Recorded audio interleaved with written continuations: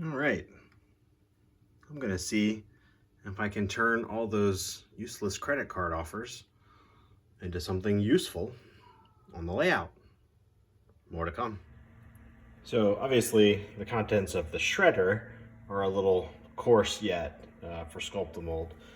That's where the blender comes in, and I'm working in this little bin here to try to keep the mess a little bit under control. So I'm gonna throw a couple of handfuls of that into the blender, pulse it, and see what it looks like.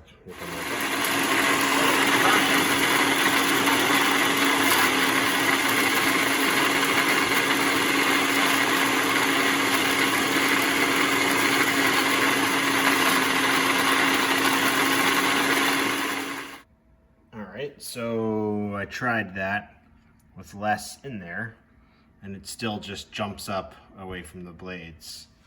But Sculptamold has got water in it, doesn't it? What if we add water to this? Well, that's not very appetizing. That did work. So there's a little bit of water in there. It's probably about half water, half paper. I'm wondering if I come back with maybe a quarter to a third as much plaster, does that approximate Sculptamold?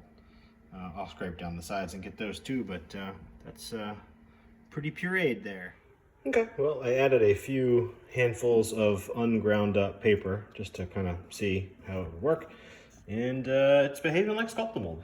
So it's working. Is it as efficient as what Dave was showing using that cellulose insulation? Probably not.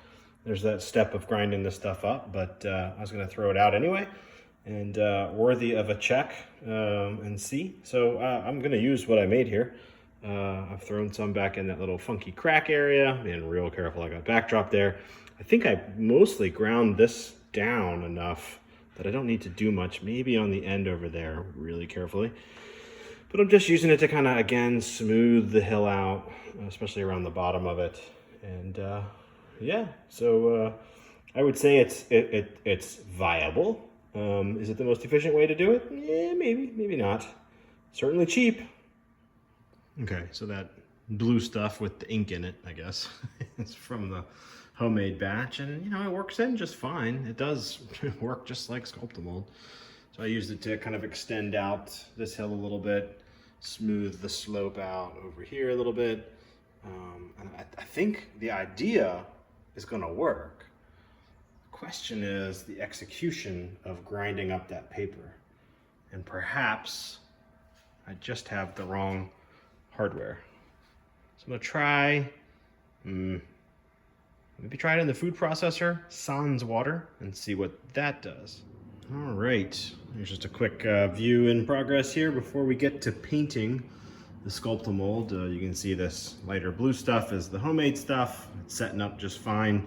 It's just that, yeah, a little more trouble than I thought I would, grinding the shredder waste down into something a little finer that was more usable in Sculptamold.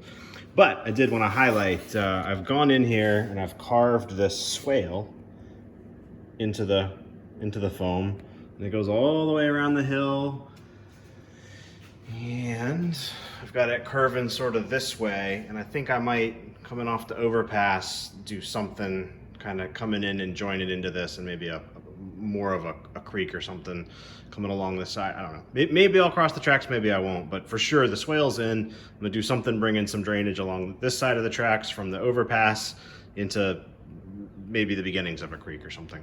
But I wanted to thank Matt W. For his comment on my last video about providing for some drainage.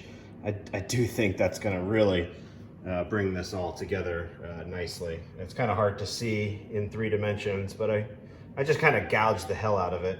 Sorry for my French.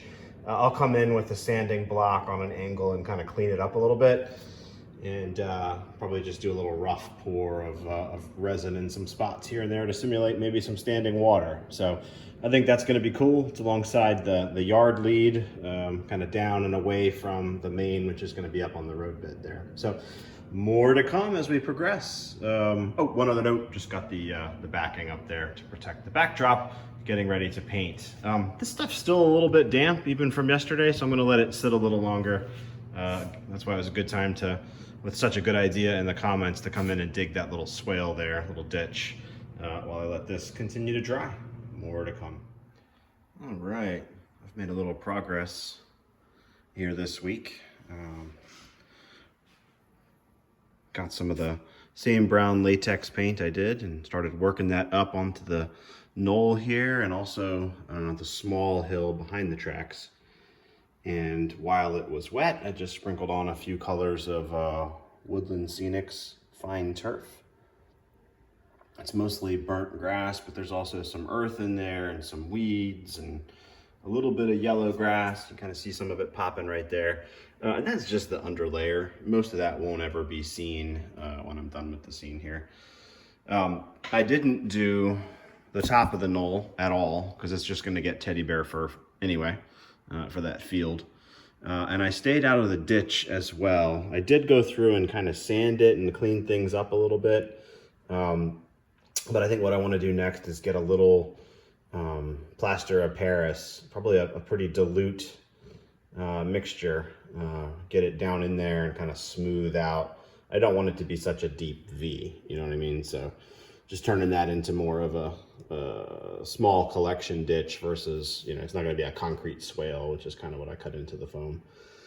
So I'm going to do that, get that mixed up, get it in there, get it dried, and then I will come back into that ditch with some brown paint and probably just sprinkle some dirt and pebbles into that. Obviously not the green grass and stuff. So I'm going to work on that, and then I will come back and show you the progress. I should have mentioned in the last clip, just to keep the all the grass totally attached, I did come back. This is a very dilute Mod Podge.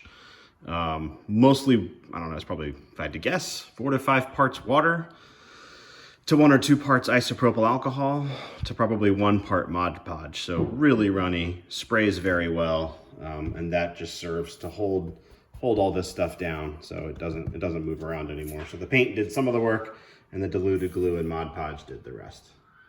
All right, and just to show really how soupy this plaster is, I've got it mixed really, really, really wet. And I'm just spooning it right into the ditch that I had and kind of smoothing things out a little bit and filling in that deep part of the bottom. So that's a little in progress there, and I will keep going here before this stuff sets up on me. Well, even with that dilute plaster, it does set up fast, my goodness.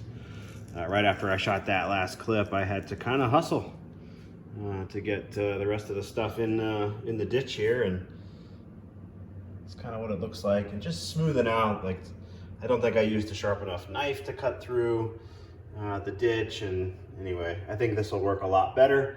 I didn't want it to be again, a sharply defined swale, more of a ditch. I'll come back and fix that. In fact, maybe, since I can still work it.